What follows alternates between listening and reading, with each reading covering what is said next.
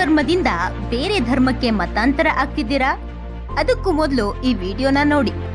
ಮತಾಂತರ ಹೊಂದೋಕೆ ಈ ನಿಯಮಗಳನ್ನ ಪಾಲಿಸಲೇಬೇಕು. ಈ ನಿಯಮಗಳನ್ನ ಪಾಲಿಸಿದ್ರೆ ಮಾತ್ರ ಹಿಂದೂ ಧರ್ಮದಿಂದ ಬೇರೆ ಧರ್ಮಕ್ಕೆ ಮತಾಂತರ ಆಗೋಕೆ ಸಾಧ್ಯ. ಇಷ್ಟಕ್ಕೂ ಈ ನಿಯಮಗಳನ್ನ ಜಾರಿಗೆ ತಂದಿರೋದಾದ್ರೂ ಎಲ್ಲಿ ಗೊತ್ತಾ? ನಮಸ್ತೆ ಗೆಳೆಯರೇ, ಮಾಹಿತಿ ಮಾಧ್ಯಮಕ್ಕೆ ಸ್ವಾಗತ. ಈ ಭೂಮಿಯ ಮೇಲೆ ಹಲವಾರು ಪ್ರಾಣಿ ಪ್ರಭೇದಗಳಿವೆ. ಅದರಲ್ಲಿ ಮನುಷ್ಯನೂ ಒಬ್ಬ. ಆದ್ರೆ ಈ ಮನುಷ್ಯನಲ್ಲಿ ಲೆಕ್ಕವಿಲ್ಲದಷ್ಟು ಬಗೆ ಬಗೆಯ ಜಾತಿ ಧರ್ಮಗಳಿವೆ. ಕಾಲಾನುಕಾಲಗಳಿಂದ ಈ ಧರ್ಮ ಜಾತಿಗಳಲ್ಲಿ ಮನಸ್ತಾಪಗಳೊಂದಿಗೆ ಮತಾಂತರಗಳು ಸಹ ಮುಂದುವರಿತಲೇ ಇದೆ. ಅದೇ ರೀತಿಯಾಗಿ ನಮ್ಮ ಸಂವಿಧಾನದಲ್ಲಿಯೂ ಯಾರು ಯಾವ ಧರ್ಮವನ್ನ ಬೇಕಾದ್ರೂ ಅನುಸರಿಸೋಕೆ ಅವಕಾಶವಿದೆ. ಇದರಿಂದ ಜನ ತಮ್ಮ ಇಚ್ಛೆಯ ಧರ್ಮವನ್ನ ಪಾಲಿಸಿ ಅನುಸರಿಸಬಹುದಾಗಿದೆ. ಹೌದು, ಯಾರು ಯಾವುದೇ ಧರ್ಮವನ್ನ ಅನುಸರಿಸಬಹುದು. ಒಂದು ಧರ್ಮದಿಂದ ಮತ್ತೊಂದು ಧರ್ಮಕ್ಕೆ ಮತಾಂತರ ಹೊಂದಬಹುದು.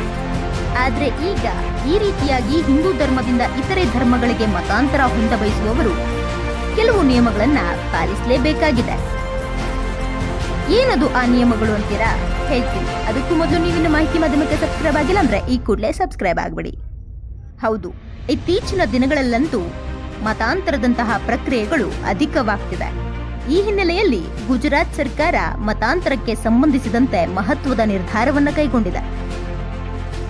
ಇಂಡಿಯಾ ಟುಡೇ ವರದಿಯ ಪ್ರಕಾರ ಒಬ್ಬ ವ್ಯಕ್ತಿಯು ತನ್ನ ಧರ್ಮವನ್ನ ಬದಲಾಯಿಸಿದರೆ ಮತ್ತು ಹಿಂದೂ, ಬೌದ್ಧ, ಸಿಖ್ ಅಥವಾ ಜೈನ ಧರ್ಮವನ್ನ ಅಳವಡಿಸಿಕೊಂಡ್ರೆ ಅವರು ಗುಜರಾತ್ ಧರ್ಮದ ಸ್ವಾತಂತ್ರ್ಯ ಕಾಯ್ದೆ 2023ರ ನಿಬಂಧನೆಯ ಅಡಿಯಲ್ಲಿ ಜಿಲ್ಲಾ ಮ್ಯಾಜಿಸ್ಟ್ರೇಟರ್ನಿಂದ ಅನುಮತಿ ಪಡೆಯಬೇಕು ಅಂತ ಸರ್ಕಾರ ಹೇಳಿದೆಯಂತೆ.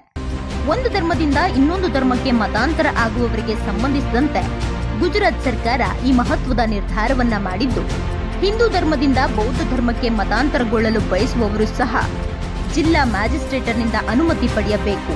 ಯಾಕಂದ್ರೆ ರಾಜ್ಯ ಸರ್ಕಾರವು ಬೌದ್ಧ ಧರ್ಮ ಪ್ರತ್ಯೇಕ ಧರ್ಮ ಅಂತ ಸ್ಪಷ್ಟಪಡಿಸಿ ಸುತ್ತೋಲೆ ಹೊರಡಿಸಿದೆ. ಗುಜರಾತ್ನಲ್ಲಿ ಪ್ರತಿ ವರ್ಷ ದಸರಾ ಮತ್ತಿತರ ಹಬ್ಬಗಳ ಸಂದರ್ಭದಲ್ಲಿ ಜನರನ್ನ ಬೌದ್ಧ ಧರ್ಮಕ್ಕೆ ಮತಾಂತರ ಮಾಡಲಾಗ್ತಿದೆಯಂತೆ.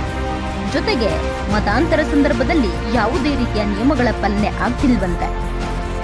ಮತಾಂತರ ಆಗೋಕೆ ಯಾರ ಅನುಮತಿ ಬೇಕಿಲ್ಲ ಅಂತಿದ್ದಾರಂತೆ.